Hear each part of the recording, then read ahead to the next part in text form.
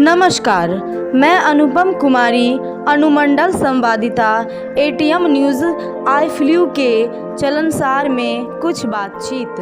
Monsoon आते ही आंखों में संक्रमण की समस्या बढ़ जाती है, इसीलिए बरसात के मौसम में आंखों का विशेष ध्यान रखना चाहिए। शहर के निजी और सरकारी अस्पतालों में आजकल आंखों के मरीज भी बढ़ रहे हैं। नेत्र योग में सबसे ज्यादा आई फ्लू के मामले आ रहे हैं।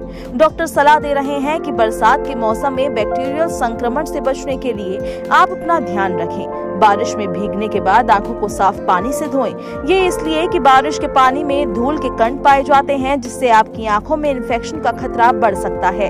आंखों को धोने के बाद स्वच्छ कपड़े से जरूर साफ करें। गौरतलब है कि आई फ्लू के मामले हर राज्य में बढ़ रहे हैं।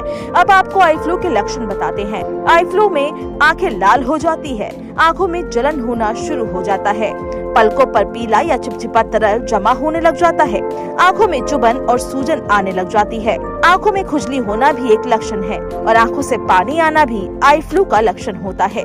अब आपको बता दें कि आप अपनी आंखों का ख्याल कैसे रख सकते हैं। आंखों को गंदे हाथों से ना छुएं।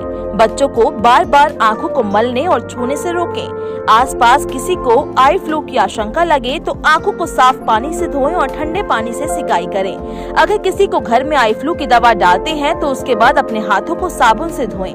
आंखों में लाली, जलन और खुजली होने पर चिकित्सक की सलाह लें। खुद से दवाई न डालें। दैनिक उपयोग की वस्तु जैसे तौलिए इत्यादि अलग रखें और किसी को इस्तेमाल न करने दें। अगर आप कॉन्टेक्ट लेंस लगाते हैं तो संक्रमण के दौरान इन्हें ना लगाएं और अपने चिकित्सक से सलाह लें। बरसात में बच्चों को पानी से भरे गड्ढों और पोखरों से दूर रखें, क्योंकि अधिकतर इन्हीं स्थानों से बैक्टीरिया पनपते हैं। ताज़ा खाना खाएं और साफ पानी ही पिएं। बाहर से आने पर हमेशा हाथ साबुन से धोएं।